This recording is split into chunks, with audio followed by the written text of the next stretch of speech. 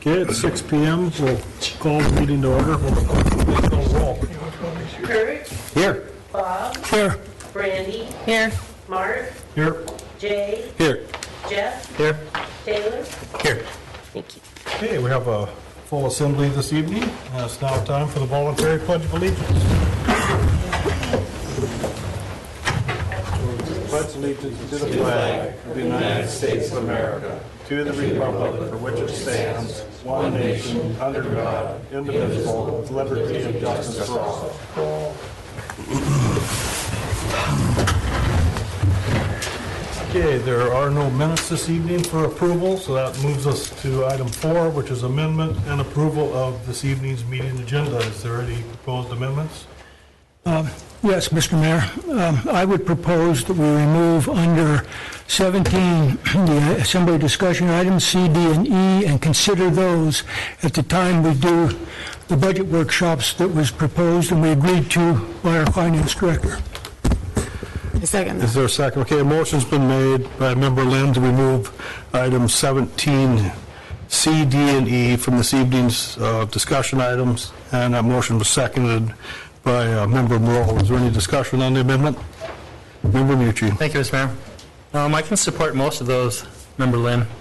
What I'm trying to do is kind of zero in on the EMS coordinator firefighter job description. I just want to talk about it briefly and see if kind of that's the direction we're headed or if that job description needs to change. Sandy's put a lot of work in trying to get it kind of out the door to us, and I'm not concerned about filling the position tonight. I just wanted to have some conversation about the position. Is there any other discussion on the motion to amend the agenda?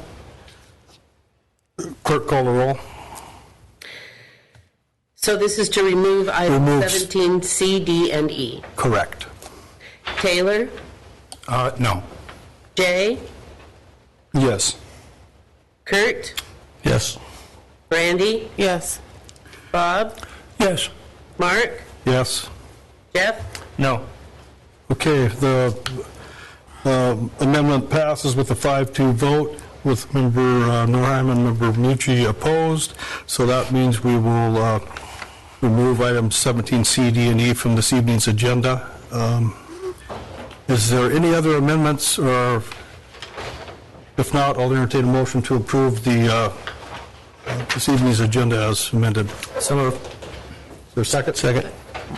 Okay, all those in favor say aye. Aye. Okay, we'll move forward with the amended agenda. Okay, that brings us to item 5 on this evening's agenda, which is public hearings. There are none. Item 6, bid awards. There are no bid awards this evening. Item 7, persons to be heard related to items on tonight's agenda. Is there anybody that would like to speak to items related to items on tonight's agenda? Please step forward, state your name and who you represent. My name is John Koenigs, resident of Petersburg. I represent myself. You have before you a proposed ordinance change for ordinance 2019-01. Several months ago, you received a letter from my neighbor John Hogan and myself regarding this request, and I really greatly appreciate the fact that you've brought this ordinance before us for modification of the existing ordinance to consider listing the assembly seats as you have proposed in your draft ordinance. Everything I've read the ordinance. I concur with what is being done here, and once again I would like to thank you. I also would comment that having read the local paper during the course of this session and your early deliberation whether or not to bring this changes about, I appreciated your comments, individual comments in the paper, both the pros and the cons, and I'm glad it's now moving forward, and hopefully that you will continue to consider what's before us. I reflect back in my years as a member of the community, and I go back a ways. I came to the community in the early 60s, late 60s, excuse me, and when I arrived here, there used to be districts. There was the Skull Bay District, there was a District 1 and District 2 during the election process, and even there was, people were represented in that way. I'm not saying that that's what then that's not what's being even proposed here, is to have zoning areas or representatives coming from that. But I've watched the process over the years and been myself both in the city council several times. And so I feel that personally that you as representatives should be given the opportunity to express your views for the position that you hold. But the way the current elections stand, it is not the case. The only time we have an opportunity as a public to review and ask you questions would be during the candidacy forums. In my past 3 years of experience of coming to those assemblies, I've not even been personally permitted to ask the question. You can write in and see, it used to be the Women's Association, BPW used to do this, and then later it went on into other formats, whether it's KFSK or Pilot or somebody else. They take questions from the audience and then they determine. But there's no examination. In other words, giving an opportunity for the general public to dialogue, and that's been my observation recently in the last couple of years. And so I hope you will continue your discussions on this matter, and if it should come that you find that you can't come to an agreement on it, then I would encourage you not to leave it there, but to consider possibly bringing it before the public and a vote. And I think those are some comments that individuals have made to me. So if you can't find consensus within your current body for this matter, then please consider it in the future to have it put before the vote of the public to see if the public at large would be supportive of it. But thank you now for your deliberations, and if you have any questions of me, I'd be happy to answer them if I can. Thank you. Is there any questions of Mr. Koenigs? Okay, thank you, Don, for your testimony. Thank you. Any other people in the audience today with items related to today's agenda? Okay, seeing none, we'll move to item 8, persons to be heard on items unrelated to today's agenda. Yeah, good evening. I'm Dave Kensier, Lot 1, Keene Channel. So what I'd like to talk to you about tonight is the ferry system. If you haven't heard by now, the governor's current budget calls for the end of the Alaska Marine Highway System on October 1. Actually, they're going to still be running some service in September, but it's going to be limited. And they're not going to take any more reservations after the end of August. This is kind of a bombshell. As you guys know, I've been working on a steering committee with Southeast Conference for the past couple of years, trying to determine a change in the management structure of the system. We'd anticipated cuts to the system, but we hadn't anticipated the abolition of the system. And what I'd like to ask you is to, in any of your discussions with any representatives or senators, to please let them know the importance that this is. In our town, there's 25 people, according to the McDowell Group study that we had. There's 25 people in town that work for the ferry system, and these are all really good jobs. They're not low-paying jobs, and our community is going to be impacted the least. Ketchikan has close to 400 people that work for the ferry system. It's going to have a huge impact on all the communities in Southeast Alaska, just from the loss of jobs, let alone from the loss of transportation. Everybody across the region has recognized for years that things have needed to change in the marine highway system. And believe me, Southeast Conference, which has been working on this problem for as long as I've been a member of the organization, for 20 years, has tried to change it. But we've always been met by roadblocks. And so what we're hoping is, and we have had discussions with the governor's budget director and with others in the administration, that what we're trying to do is trying to convince them to give us a chance to keep the system alive and have a different style of management. That said, the system that we know today will not be the system that we have tomorrow, if we even have one. So a lot's going to change. But on another point that's even as equally concerning to me, and that you guys need to be aware of and keep an eye on, is that DOT is actively looking at turning our airport back to us. That would have a huge impact upon this town. One, if we want to keep an airport certified up to FAA standards, it's quite expensive. I haven't been able to get the exact numbers of how much the state spends on our airport here, but it's significant. And it's not only our airport, but it's also Wrangell's, it's also Gus Davis, it's also Cordova, and Yakutat. Those are the main instrument airports that they're looking at trying to do this to. Ketchikan and Juneau airports are run by the municipalities or the boroughs. SICA had ran their own airport and then gave it back to the state after it became too difficult for them to keep on doing that. That happened quite a few years ago. So a community the size of SICA could not pull it off. It'd be really hard for us to do this. So that's something we need to keep track of. Otherwise, all I can say is everybody needs to buy a kayak. So if you have any questions, I'd be happy to answer. Is there any questions of Dave Kinsinger today? Thank you. I did have a question. Obviously, I've been gone and missed a lot.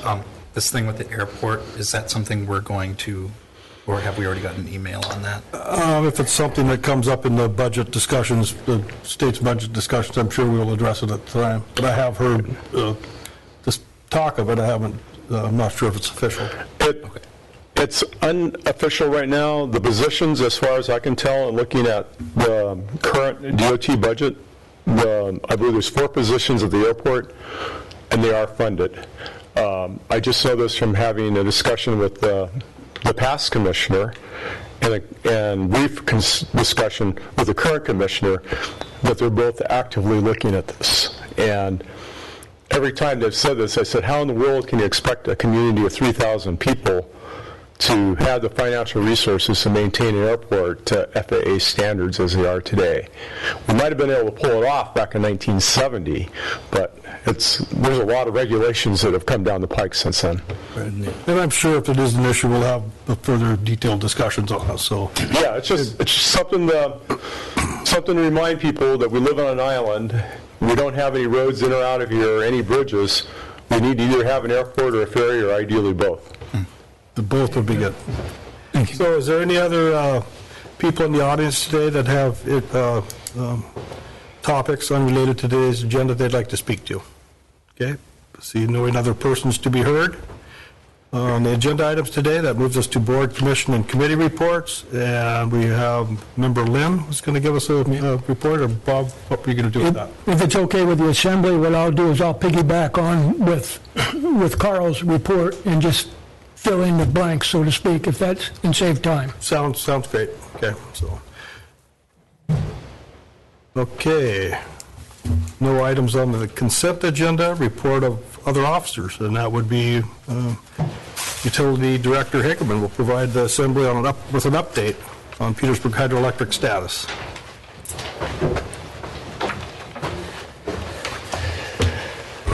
Mr. Mayor and Assembly, thank you.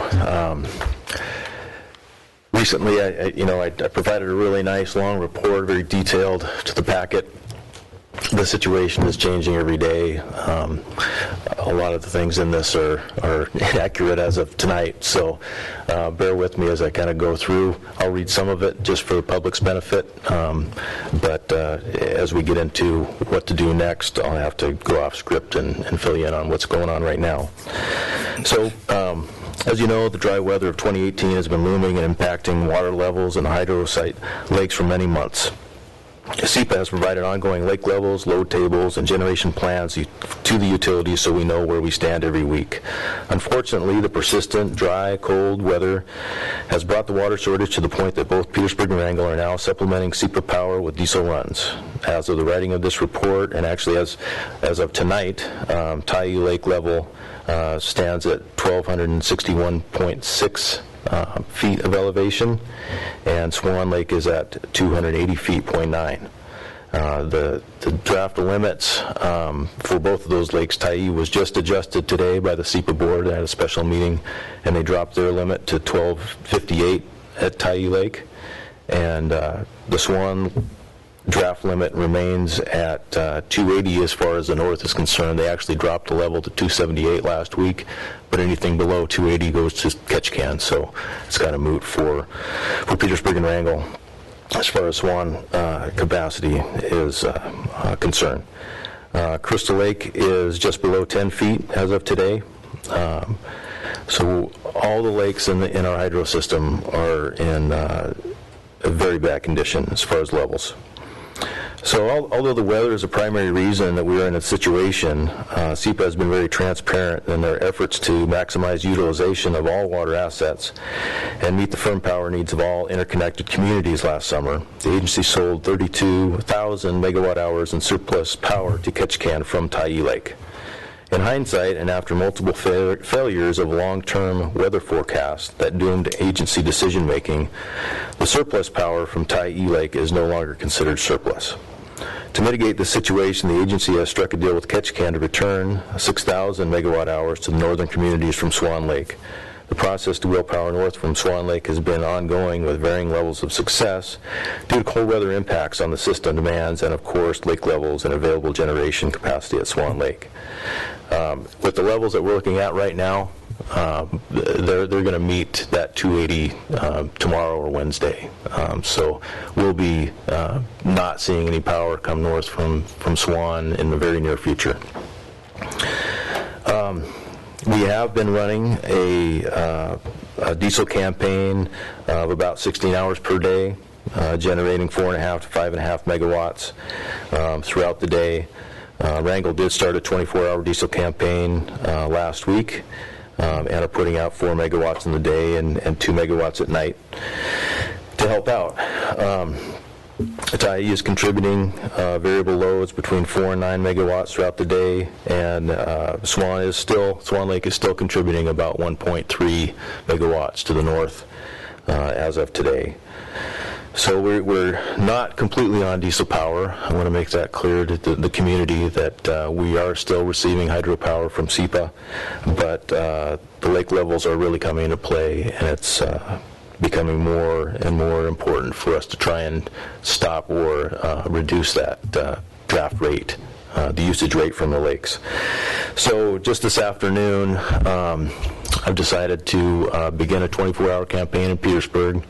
We will be generating at a lesser capacity, but for longer hours. So the overall effect on the system will be more megawatt hours injected into the system, which should help slow the draft rate and get us further down the road. The lowering of the level by the SEPA board today it gives us a little bit of breathing room, but we're still in bad shape.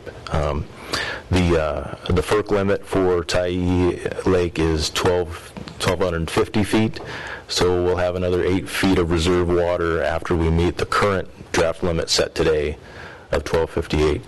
And that reserve is there for a reason. It's if we do end up going on diesel power completely, 100%, and we have a failure in our system, that water will be there for us to depend on if we get our diesel back on its feet. So it's important that we don't run that down to zero. We want some reserves in that lake no matter what. It's right now it's playing the game of what's the right number depending on the weather forecast. Back to the weather.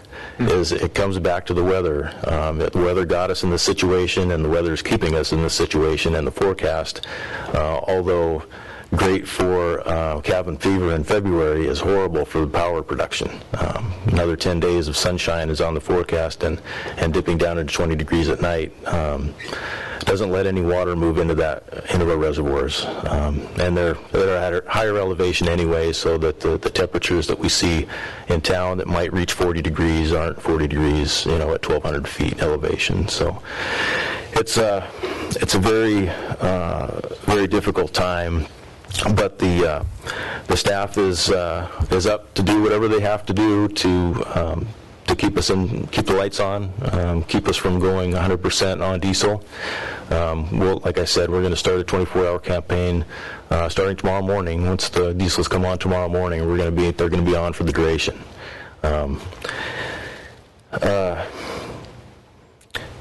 If we don't see any precipitation to speak of and any recovery in the lakes, we will be on 100% diesel within a month. It's really hard to say. There's still maybe some opportunity for SEPA to lower the draft limits, but unless the forecast changes and we see some precipitation in the forecast, it's probably not in the best interest to do that, to get us down to a point of not having adequate reserves in Tyee. That's a discussion that will be front and center on Thursday. There's a regular board meeting of SEPA, and the SEPA management was planning on having a very detailed work session on this issue and kicking around several issues in regards to this. So hopefully some good discussion will come out of that meeting, and maybe a clearer path on how to get us out of winter without separating from the SEPA system. As far as what does this mean for Petersburg ratepayers, that's a big question, and the utility has been trying to get the word out on conservation. Any power, any energy that our customers can conserve right now is a benefit. It saves water in the lake. We don't need that water to produce power. It saves diesel fuel going through our generators.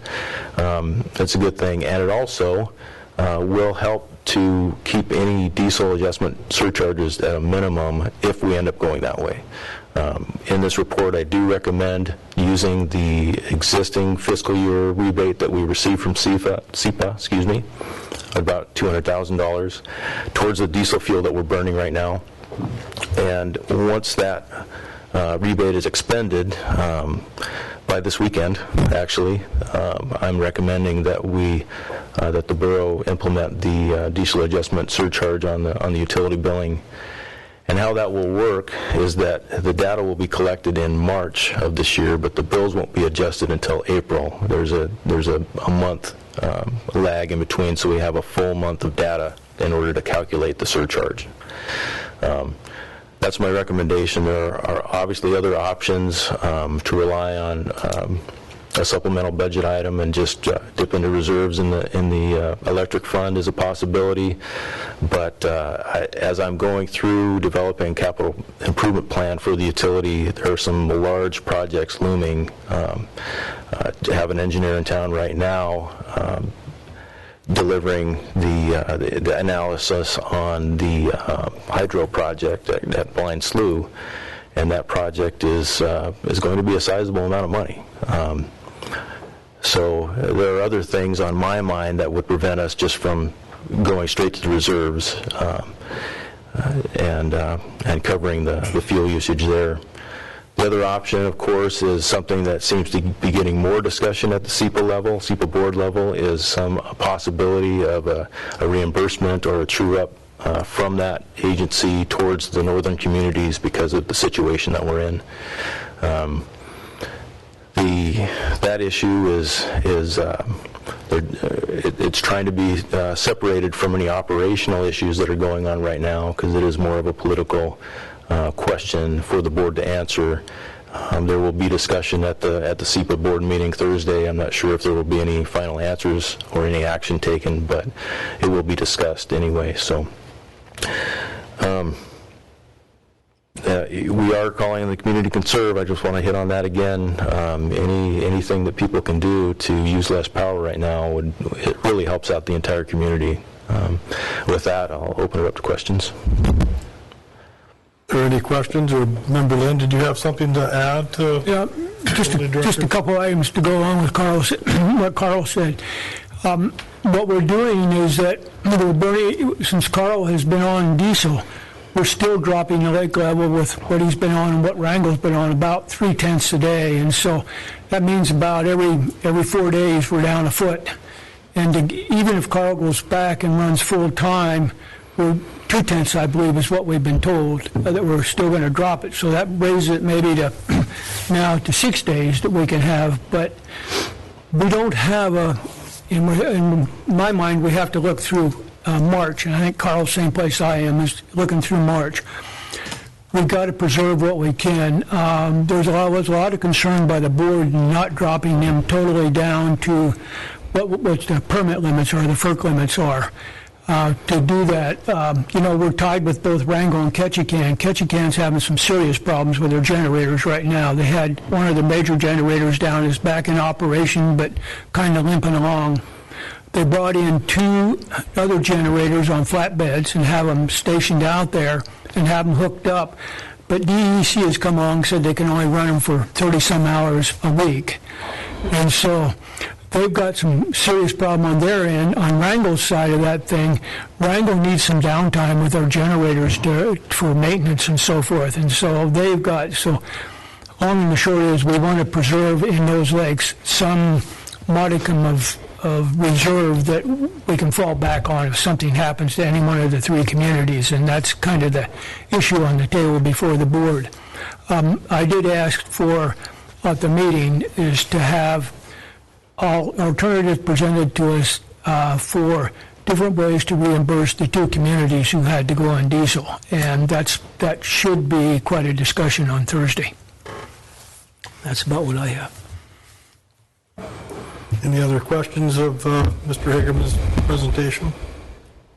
Just to add on a little bit, I had conversations with the Wrangell and City of Ketchikan mayor just about the true-up situation, and it will be an interesting discussion, and I would sure hope that the 2 northern utilities would get reimbursed, but we'll see how that discussion goes when they get into it. So, anyway, thank you, Carl, for your presentation. You're welcome. Pray for rain. Yeah. Okay, that brings me to the mayor's report. I'll try to keep it as brief as I can. Currently, we are seeking letters of interest. The Borough Assembly is seeking letters of interest to fill a seat on the library board that will become vacant on March 1st, 2019, with the resignation of Mary Kopus. The appointment term will end on the day of our October 1st, 2019 municipal election. Letters of interest may be submitted to the Borough Clerk via mail to Post Office Box 329, Petersburg, Alaska, 99833, or via email to dthompson@petersburgak.gov, or by delivering them to the Borough office on Main Street. And I think we should fill that seat at the next Assembly meeting. That gives people a week to submit letters of interest. So with that being said, I will give a report on the Southeast Conference Mid-Session Summit. Southeast Conference started on the 12th of March, or 11th of March, and on the 13th was the day that the governor came out with his budget. So there was a big gasp in the room, and the discussions started on, how to approach it. There is a sheet that AML put out, and we'll probably discuss that later with numbers. I don't know where Nils Andreessen got the numbers, but the facts that gives a spreadsheet for the top 25 communities affected by the governor's proposed budget, and Petersburg is on the bottom of that list. There was a presentation by Ben Stevens. He's the governor's policy advisor. There was core principles, 4 core principles to guide the governor. The first is public safety, courts, jails, and corrections, and how to deal with the opioid crisis. That's one of his main concerns. Economic development. Mr. Stevens was fairly vague on that, since they're not talking about any new, money-generating ideas, so it's just cuts. Resource development, fisheries, mining, and mariculture are all in the governor's view. As far as the budget, responsible spending by the government. Sound management of the permanent fund, and combine the above items to balance the budget and run the state. and they advocated for not using the PFD to fund government, and that was the position. One of the assembly members from Juneau, Carol Treem, asked Mr. Stevens a question. He always talked about partnering, the state partnering with the municipalities during this budget cut. And she asked, do you mean cost shifting? And Mr. Stevens got pretty defensive and didn't really answer the question. So we talked about mining, Ketchikan, the mayor of Haines. They're pretty excited about a potential new mine starting in Haines, and I hope that works out for them. Kensington mine is still going strong. It's 390 direct jobs, 680 indirect jobs, and 67% of them are Alaskans. Paid $1.4 million in property tax and $54 million in local spending in Juneau, so it's a big thing for Juneau, and hopefully we can get some mines developed on Prince of Wales at some time. Timber was talked about. Roadless rule was brought up many times by David Spid from the Forest Service, and as well as a presentation on the teleconference by Senator Murkowski. Composting was brought up in Juneau. It's kind of interesting. The first week at first she had 3 customers, and now she's up to 300. So it's a growing thing for her, and that was interesting to listen to. Freight was discussed, and I don't know if you recall, we had a discussion, mayors and managers of Wrangell, Ketchikan, and Petersburg, and we were drafting a letter to send to all communities affected by barge lines since they let AML buy out Northland. Attorney General, or Assistant Attorney General, Ed Sniffen, gave a report, and they had a 5-year time frame where they were going to keep an eye on this just to make sure it didn't look like there was going to be a monopoly developing, and that was to expire September of 2019. And the Attorney General said there's interest enough where they're going to watch it for 2 more years. So they must be having some concerns. Representative Ortiz questioned him on that. And like you said, if there's any communities or groups of people that want to talk to them in person about the freight rates or that formation of that selling or letting them buy out Northland, that he would be willing to come and talk. Cruise ship industry, they broke records. There was discussion of maybe expanding tourism more into the winter months. That was by Senator Murkowski. She gave the presentation, mentioned that. Hoping to make more timber available in Southeast. And her statement was the amount of timber available for harvest in Southeast currently is shameful. And DNR Commissioner Corey Fay talked about federal land, state land makeup in the Tongass, and he also talked about the necessity of making a state-specific roadless rule change or eliminating it entirely. Senator Stedman spoke. There was a panel of legislators there. Bryce Tompkins, Representative Bryce Tompkins was involved in that. Stedman said there was discussion of the road to Haines from Juneau coming back to life, as well as a road to Catlean in Sitka, and possibly the Cake Road, just to get transportation corridors put in place. One thing that we've talked about recently it was on our capital projects list, was to try to get the land conveyed from the state to Petersburg for Borough formation. And Liz Cabrera talked to DNR, I don't know, a couple weeks ago or whatever it was, and she said, well, they're waiting for information for DOT. So we talked to Senator Stedman's office, Randy Guerrero, and his chief of staff, communicated with both agencies, DOT and DNR, and basically it was over a state highway road right away, and the issue's been cleared up. So that's not a stumbling block anymore, so maybe we could move forward, and hopefully we'll know more about our first 1,800 acres. Healthcare was a big topic with the budget being cut, and I'm not too familiar with the details on that, and maybe we'll have more information from the Senator's office on the numbers, and Phil Hofstetter, the CEO from the hospital, I believe, is currently in Juneau, and getting more up to speed on that. So that's, ferry system was talked about, like Mr. Kinsinger gave us the presentation. It will be, if the governor's proposed budget goes through, non-existent after October.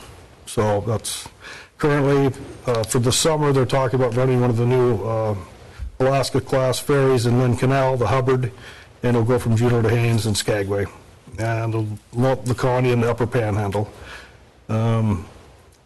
So the next Southeast Conference is in Sitka in September. And one thing that was talked about at Southeast Conference and AML in regards to using the permanent fund earnings to help balance the budget, like our former governor was using this year. If our PFDs were going to be $400 instead of $3,000, like proposed by our current governor, Mr. Dunleavy, we would have a balanced budget. So I don't know if that will happen, since that was a big campaign item of his. So I'll give a brief report on AML. Member Lynn and the manager were there, so pretty much the same thing. Communities are reeling from the proposed budget. So far, there's no word of changing PERS. And Senator Steadman said that's what his information was, and he's hoping to be able to work with the governor to come up with some kind of a compromise to keep the ferries running. The thing is, our governor in the state of Alaska is the strongest governor in the union because of his veto powers. We've all heard this before, if you've been watching. The AML leaders, the board of directors, went to meet with the governor the first day or second day of the conference. I can't recall which. They went up, as well as the president of the Conference of Mayors, Jan Hill from Haines, and they invited the governor to come down and talk to us. And his response was, "Thank you," and he never came to visit. That's just his OM, I guess. Senator Murkowski gave a personal presentation the first day of the AML conference. She's working hard to fully fund the PILT and working aggressively on the federal side to do that, as well as secure rural schools, working on another 2-year extension. So hopefully that comes to fruition. Conference of Mayors came up with a policy, how they wanted to move forward with this proposed governor's budget, and one of the ideas was to hold town hall meetings, and that's something I'll talk about here in a minute, but I think Petersburg needs to do something along those lines, and it sounds like many communities around the state are going to do that.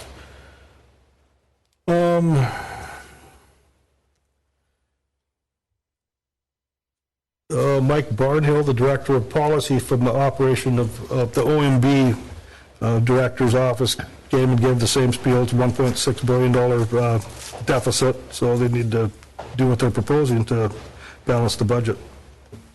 Not a bunch more. Let me go through it real quick. Representative Edgman came and spoke to us, as well as Representative Wilson, and they both think, like a couple other senators I've talked to, that the final budget will look different than the governor's proposed budget. So at what level, who knows? So we'll just keep working on that and keeping the public informed. I don't think it's time to go into panic mode, but it's definitely time to pay attention, and there will be some form of cuts coming our way. If there's any questions, I'll try to answer them. If not, well, let me move on. One more thing here.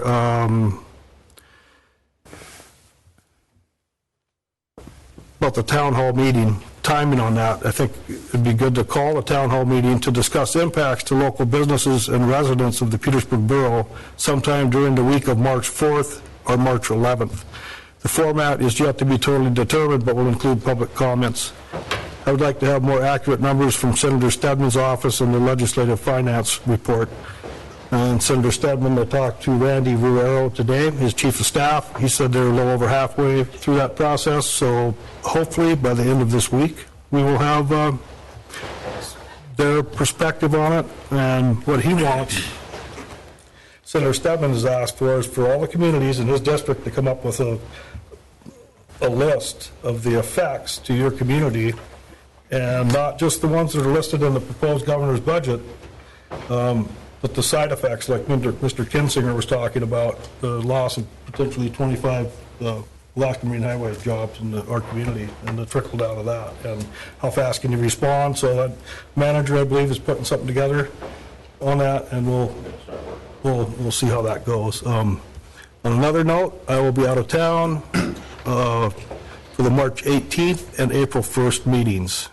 I already talked about the DOT DNR confusion, and on our agenda coming up, there is a topic about people to a letter to invite Governor Dunleavy to our Mayfest celebration this year, and maybe we should send a letter to him. I personally invited him on February 11th. Senator Stedman and I went in and visited with Governor Dunleavy for 10 minutes or so, and on the way out the door, he went and put it on his calendar with his scheduler, Janice Mason. I had a visit on the 11th of February before Southeast Conference started with Rear Admiral Bell from District 17.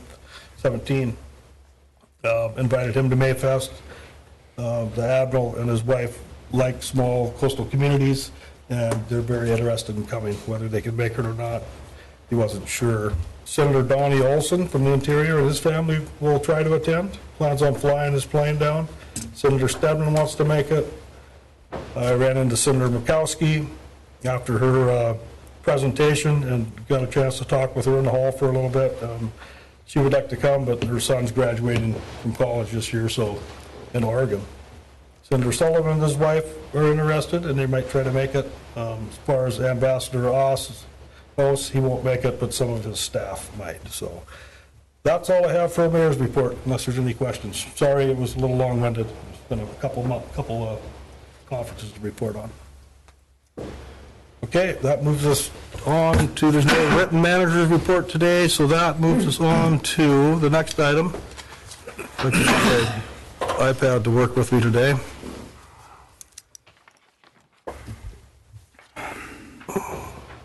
Bear with me. Unfinished business. There are no items under unfinished business.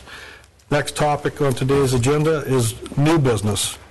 First item under that is A, Ordinance 2019-1. This is an ordinance amending sections 2.20.030, 2.20.060, 2.34.010B, and 2.36.80A, and 3.08.010 of the Borough Code to designate assembly seats at our annual elections. I'd entertain a motion to adopt this ordinance in its first reading. So moved. Second. Motion been made by Member Stanton Gregor, seconded by Member Lynn. Is there any discussion on this ordinance? Member Stanton Gregor. Thank you, Mr. Mayor. I mean, to be concise about it, I think Community Member Don Koenig summed it up really well. Simply put, I think it's a really good form of democracy, similar, like we've discussed up here. If I was choosing to run for Senate, I would either run against Senator Sullivan or Senator Murkowski, not pick 2 out of 3, so it's more in line with the way we do other elections. Something I would encourage my fellow assembly members to do today is whether you're for this or against it, I would encourage you to vote for it today, because that brings it to a public hearing at the next meeting and give members of the public a chance to weigh in and let us know how they feel about it. So I really hope we can get it to that place. I'd like to hear more than one community member next time. So I'll definitely be voting for this today. Any other discussion? Member Norheim. I was on the phone, I think, when we voted on this first time. I had a hard time hearing.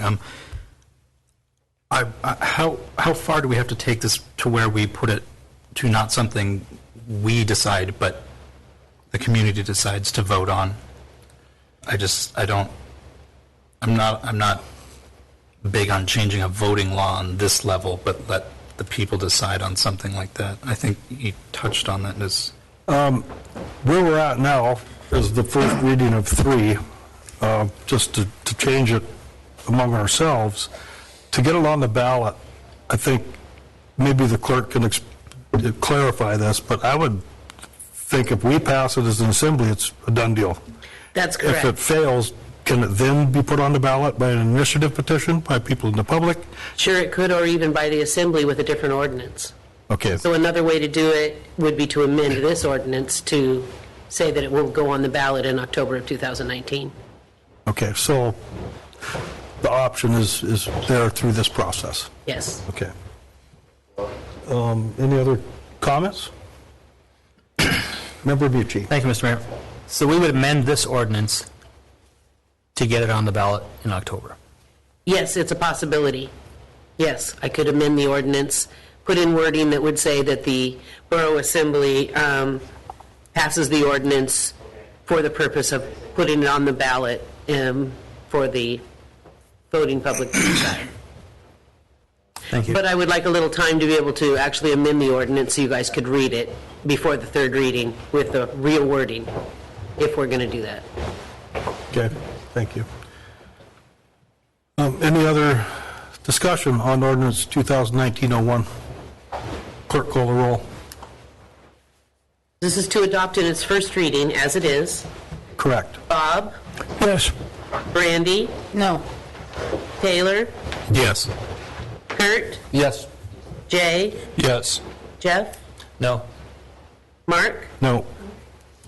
Okay, ordinance 2019-01 passes 4-3 vote in its first reading with a 4-3 vote, and I can't recall the yeas and the nays, so I got him.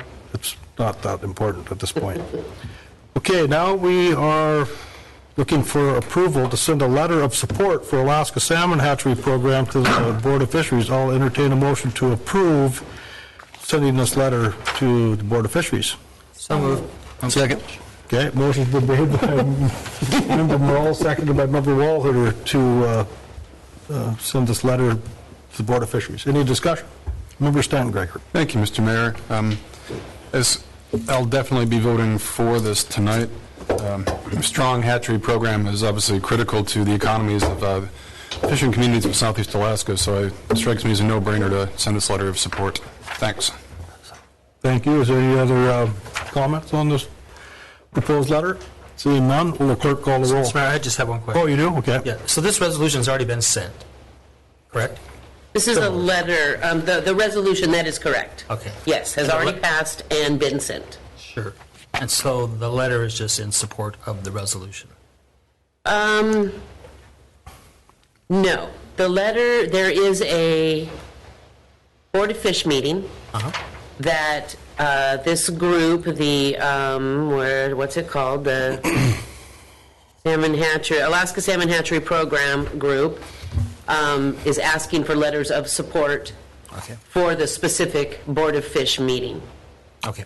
So I just added the resolution. They didn't ask for the resolution again, Okay. but since we had passed it, I added it as an attachment to the letter. Okay. Thank you, Bert. Thank you. And this Board of Fish meeting is March 8th, I believe. Yes. So any other discussion on this proposed letter to the Board of Fisheries supporting hatcheries? Seeing none, will the clerk call the roll? Mark? Yes. Jay? Yes. Taylor? Yes. Jeff? Yes? Bob? Yes. Kurt? Yes. Brandy? Yes. Thank you. Okay, that passes unanimously. We will be sending the letter to the Board of Fisheries. Next item on the agenda is Assemblymember Mucci requests approval to send an invitation to Governor Dunleavy for this year's Mayfest celebration. And we have a draft letter here, so I'd entertain a motion to approve sending the letter to the governor's office. Second. Motion been made by Member Mucci, seconded by Member Morrell. Any discussion? Member Mucci? Sure. Thank you, Mr. Mayor. I'm sure everybody has a lot of angst about what's going on in the budget world up in Juneau, and I think it just might behoove us, like you mentioned in your mayor's report, that we need to get him down here to kind of see how we live. I mean, take him to the airport, take him to the ferry terminal, take him out the road, take him up to the schools and see what's going on here, because obviously he has no idea what's happening in these small communities. And I think it'd be really great to get him and the staff down here. So, yeah, that was my hope here. Yeah, I think it'd be another avenue of invitation, and in the conversation that I had with him when the senator and I visited, he asked if he should bring his helmet. And that was before the budget came out, and that was kind of a pretty good conversation, friendly. And then he actually ended up going around and wanting to wear furs if he came down. So we'll have to get him a big set of furs. He's 6'8", and I don't know what he weighs, but he's a big man. So anyway, if there's no other discussion, will the clerk call the roll? Mark? Yes? Randy? Yes. Jay? Yes. Jeff? Yes. Taylor? Yes. Bob? Yes. Kurt? Yes. Thank you. Okay, that passes unanimously, and maybe further down, we'll have a list of more people we could send letters to, so it's on the little letterhead and official invite from the Assembly. Next item on the agenda under new business is item D, planning for the future ideas to pursue. Entertain a motion to have the manager move forward with summarizing these. So moved. Second. Motion been made by Member Stanton Gregor, seconded by Member Borough. Discussion.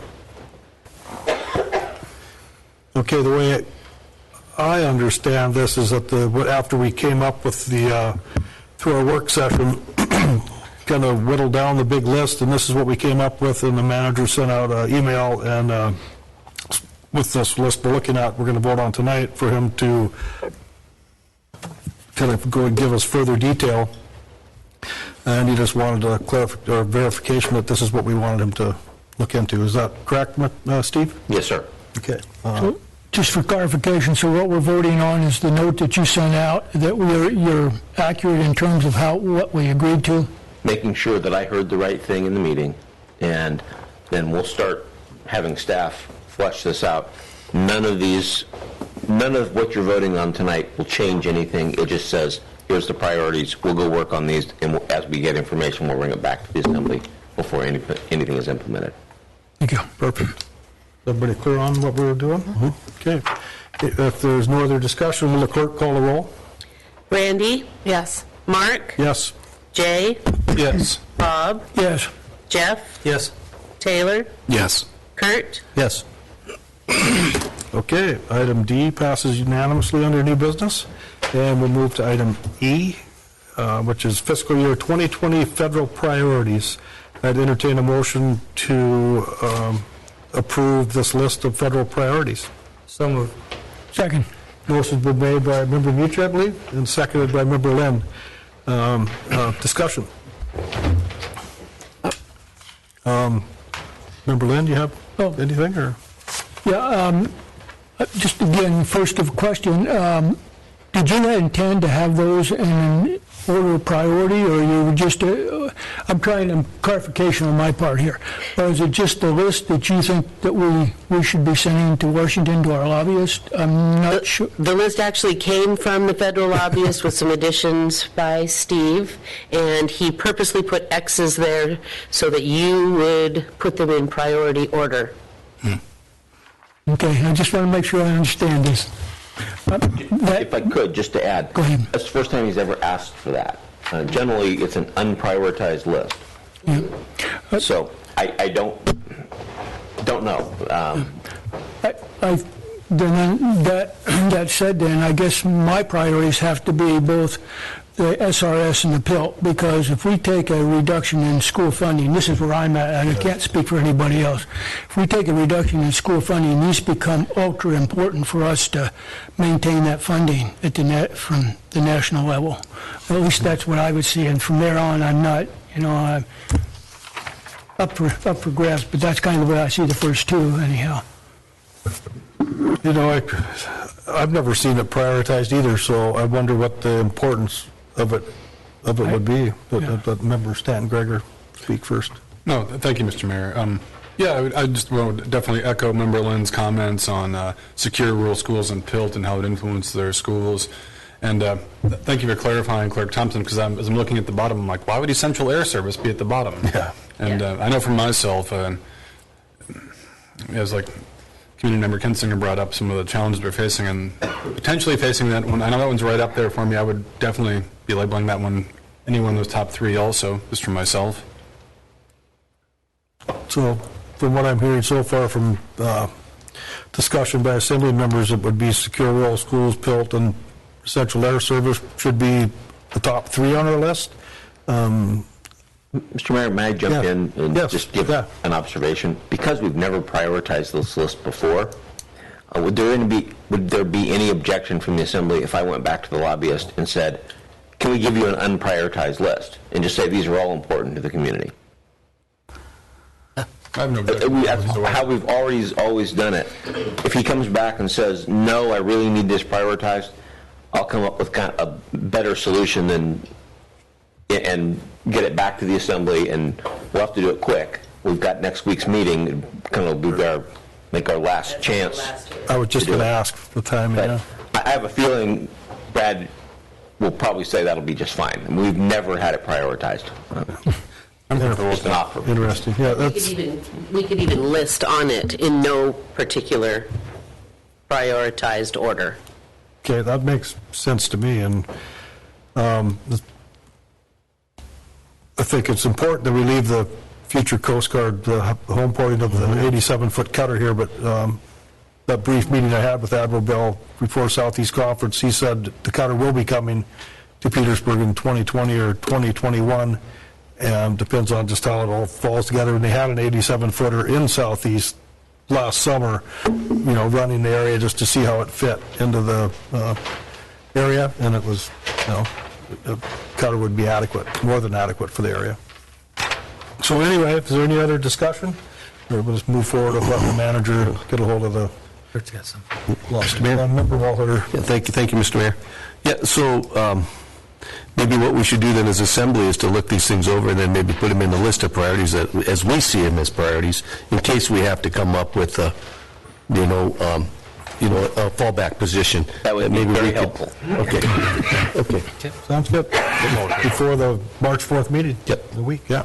Okay, perfect. Okay, well, clerk call the roll on just moving forward with the list, and for the manager to contact Brad Gilman and see if we need to prioritize.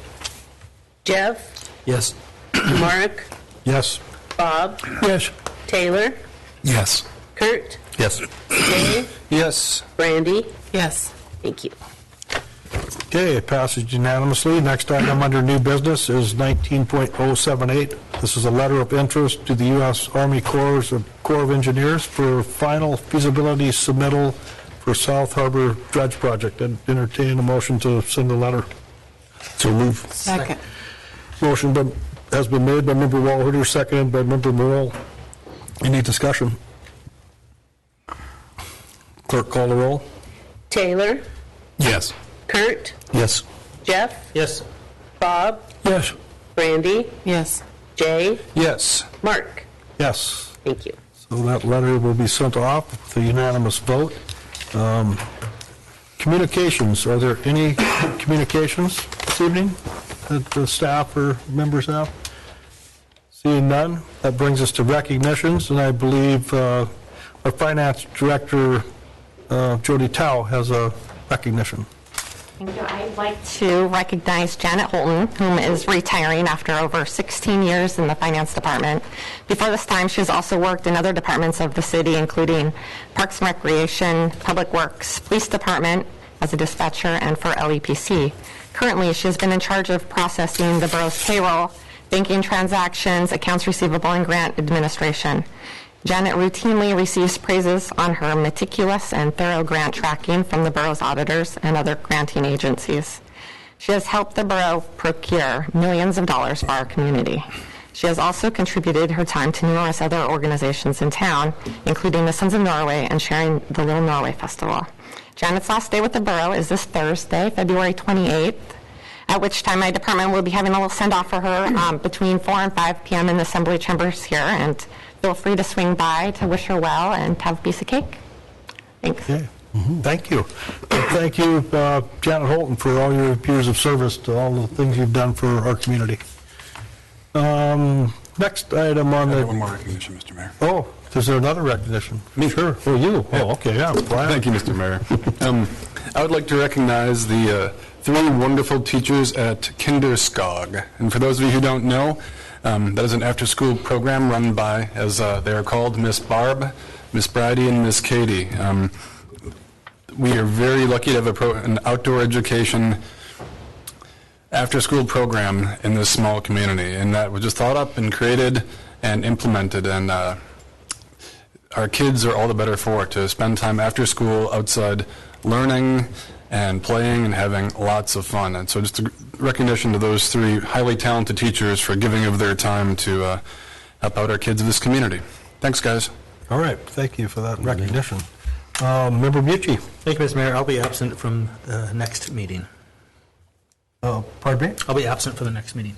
Okay, and you have that, thank you. Okay, if there's no other recognitions, we'll move on to the discussion item this evening, which is 19.074, Governor Dunleavy's proposed 2020 budget. Member Stanton Gregory requested discussion of the budget. Do you want to lead us off, Member Stanton Gregory? You bet. Thank you, Mr. Mayor. I actually didn't have a whole lot I wanted to discuss with it. I thought you touched on some very important parts in your mayor's report. There's some very concerning things in there, but I don't think it's a time, I don't think panic is appropriate anyway. What I'd like to request, though, is for those listening at home and have kind of heard, different details out of the governor's budget, I really encourage all members of the community to go look at it. Go to the governor's website and see how certain parts of it would impact you, your family, our community, other communities. It's informative, to say the least. I know for myself, I like having all the information in front of me so I can form my opinions accordingly. And there's a lot of things on there that can impact our lives, and most of them not right now in a positive light. So I really want to encourage all members of the community to make yourself a cup of tea, whatever your beverage of choice is, and pour through that and see what you think. That's all. Member Mickey. Thank you, Mr. Mayor. Yeah, and kind of following up on Jay's comments, I think we have a real good asset with Ellen Reuschewitz over at the LIO. She's a wealth of knowledge over there, and she can answer all the questions that you have and point you in the right direction to talk to folks and do your public opinion messages and stuff, and she's a great resource to have here. Yeah, for Member Lynn. Last week when we were at Alaska Municipal League, the league itself put out and I think there's a copy now on each of your boxes here they made an assessment of the impacts on the various municipalities in Alaska. And it'd be worth your while. The numbers that we see here and the numbers that this week are going to be different than the number next week. But take a look at across the board at the various municipalities in Alaska, and it's worth a few minutes of your time to look at the impacts that it's causing. And a couple of the conversations we had, one is that this budget affects every municipality in Alaska, some harder than others. And the best thing we can do is we don't want to pit one municipality against another one. It's very important we don't do that because we're all affected. And so if you look at this, some of them are affected a lot more than others are. And the only other point is it's a moving target. I'll guarantee that what's today and what's tomorrow are going to be different. And so we have to keep our eye on it and just keep plugging down the road. Yeah, and I agree. And I'm sure this could be found at the Alaska Municipal League website, but is there any way we could put this on our borough website? I mean, at least just the top 25 communities. We can do that. Actually, I emailed this to all the assembly this morning. Mm-hmm. We've got hard copies of it available. We can make hard copies available to the public as well as we can put it on the website. So, right. Not a problem with that. And just to look at this top 25 communities might give community members a perspective of how drastic the proposed budget from the governor is. One heads up, that list is, hard dollar cuts. It doesn't, as an example, it doesn't include, not only does raw fish tax go away in this budget, but the entire harbor facility grant program is deleted. So it doesn't show a lot of the, what I call indirect expenses. The ferry's not on here. It doesn't show, as a direct cut. So from that perspective, you got to look, their whole presentation does a pretty good job of highlighting some of those things. So we'll put the whole thing out there, and again, we'll make it available for anybody who wants to look at it. Perfect. And like, remember Stan Greger mentioned earlier in our discussion about the budget a little bit ago, encouraging people to look into it and pay attention. And when we have a town hall meeting, which we will, when we get more information, come and give your, your story on how it personally affects you, your family, or however. And we'll put that, try to summarize it in a one-page thing. That's what the senator asked for, and then send it to the governor's office or representatives and see where it ends up. Taylor? So just, you had said that he's supporting fishing, oil, and mining. Those were his three.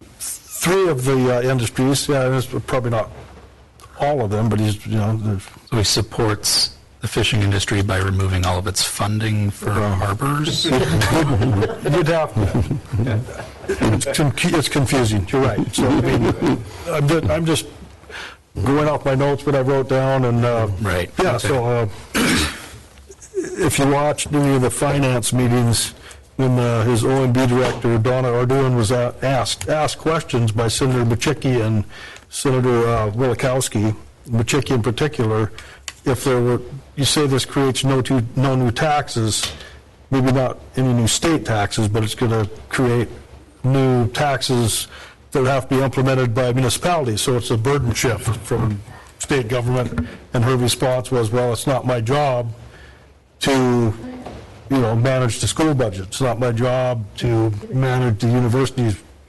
budget or municipalities' budget. So that's what we're dealing with this OMB director that the governor has hired, put in that place. This is another example. One of the things this budget does is it kills the school bond reimbursement program. Yeah. For everybody here who owns a home in Petersburg, that just raises your taxes by 1.7 mils. I think Jody did the numbers for me. In Service Area 1. In Service Area 1, yeah. So, I mean, that's the kind of stuff that's built into the budget at this time. Again, it's a proposed budget. We'll see what stays in it throughout the process. But if you like cuts, there's something for everybody in this budget. I'm sure. There's another example, talking about the raw fish tax going away, which was $877,000 to the municipality last year, which $200,000 goes to the general fund, the balance goes to the harbors. The manager asked for the harbor master to come up with a number. How much would you have to raise mortgage to cover that? It was 50%. So I hope people are listening. Member Mucci? Thank you, Mr. Mayor. So in anybody's discussion up in Juneau, was there word that this is going to be a one-time budget proposal, or is this just the first of the next 4 years that we're looking at? No, there was no discussion about that. There was discussion, among mayors and assembly members that this is too much, too fast. I think you could say one thing, and I use the term encouraging. I know that sounds really odd in this situation, but if you sat in the room at AML and you watched every community there really pissed off.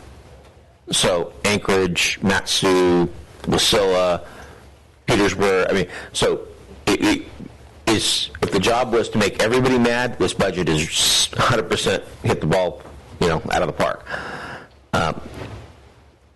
As the mayor mentioned, the governor did not address AML. He did not come down. That is a break from tradition.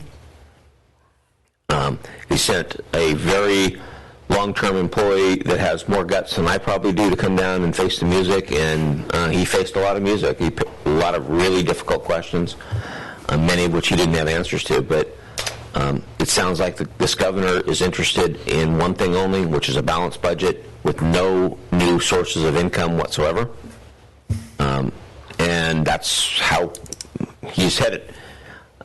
So we'll see what happens in the long run. I don't know that the legislature feels quite the same way, but I think the governor's office has made it pretty clear what they're interested in. Whether that continues in future years, it never came up. Member Lynn?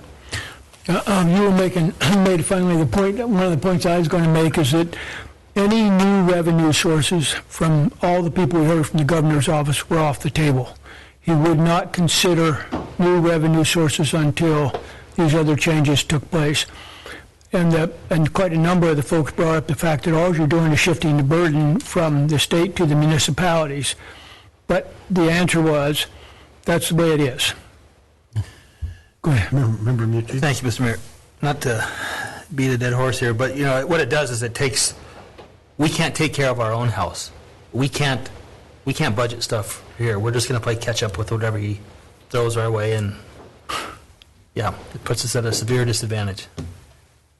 Yeah, it's another one of the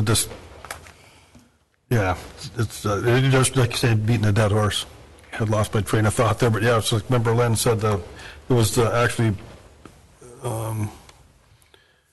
it was Ben Stevens made the comment that municipalities have been living on the gravy train for too long. I mean, so that's the kind of attitude that the governor's people are conveying to the public, and without him coming and standing up for what he's presenting, it was kind of unbelievable. So we'll just have to deal with it as it comes to us. So any other discussion? If not, I'll entertain a motion to adjourn. I believe that's... So move. All those in favor say aye. Aye. So dirt roads and ATVs, that's what we're doing? Dirt roads and ATVs, that's our thing, right? Same.